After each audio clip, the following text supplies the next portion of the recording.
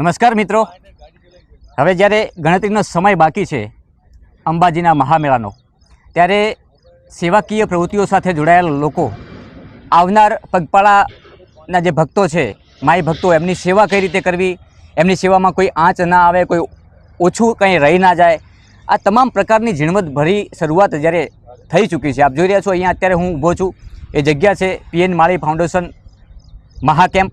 આ કેમ્પનું ગઈ સાલ પણ એટલું જ અતિ ભવ્ય આયોજન થયું હતું, એનાથી વિશેષ આયોજન આ વખતે થવાનું છે. ત્યારે મારી સાથે બનાસકાંઠાના ઠાકોર સમાજના અને ડીસાના, એમની કર્મભૂમિ ડીસા છે, અને ઠાકોર સમાજના એક યુવા લીડર અને ભામાસાના ઉપનામથી જેમનું નામ જાણીતું છે એવા ભરતભાઈ ધુંક. પહેલાં તો બનાસકાંઠામાં ભરતભાઈ, આપનું સ્વાગત છે. Thank you.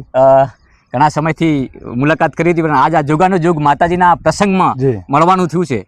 શું કહેશો, આ જે પાવન પર્વને જે તડામાર તૈયારીઓ થઈ રહી છે ને, હાલ જ્યાં ઊભા છો, આપના મિત્ર જે સેવાકીય પ્રવૃત્તિ સાથે જોડાયેલા પીએન માળીનું આ મહાકેમ્પ છે. અહીંયા લાખોની સંખ્યામાં જે માઈ ભક્તો ચાલતા પગપાળા યાત્રા અંબાજી ધામ પહોંચતા હોય છે, ત્યારે વચમાં જે વિસામાંથી જગ્યા એક વિશાળ ભવ્ય કેમ્પનું આયોજન અમારા પીએન માળી ફાઉન્ડેશન વતીને પીએન માળી કરી રહી છે. ત્યારે તન અને મનથી લાખોની સંખ્યામાં અહીંયા તમામ પ્રકારની સુવિધા મળી રહે, જમવાનું, નાહવાનું, ડૉક્ટરોની બધી જ તમામ ટીમો ખડા પગે યાત્રાઓની સેવા કરતી હોય છે.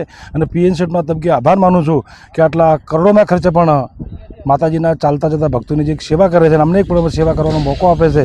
અને આપ જેવા એક મહાન પત્રકાર એવા જે અમને હાઈ કરો છો, જે બતાવો છો, એ પુણ્યની વાત છે અને ખૂબ મોટી વાત છે.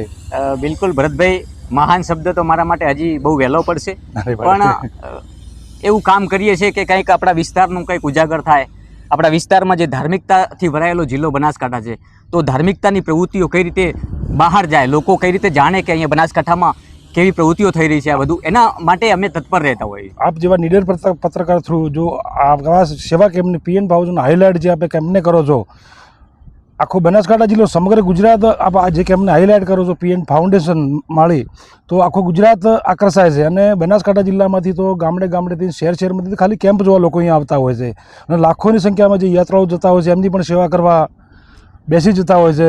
એવા મહાન પીએન શેઠને હું પણ અભિનંદન આપું છું કે આટલી લાખોની સંખ્યામાં જતા માઈ ભક્તોની એક સેવા કરે છે. ખૂબ ખરેખર એમને ધન્યવાદ છે અને ખૂબ વખાણવાના પાત્ર છે. ભરતભાઈ, પીએન માળી ફાઉન્ડેશનના પ્રણેતા પીએનભાઈ જે છે એ આપના અંગત મિત્ર છે, એ પણ સેવાભાવી છે. સાથે સાથે આપનું પણ એક નામ ભામાસામાં જોડાય છે. ક્યાંક ને ક્યાંક ઠાકોર સમાજના એક યુવા લીડર તરીકે આપ ઘણા સમયથી મેદાનમાં છો, લોકોની સેવા જ્યાં જરૂર પડે ત્યાં આપ સૌથી પ્રથમ હાજરી આપની હોય છે.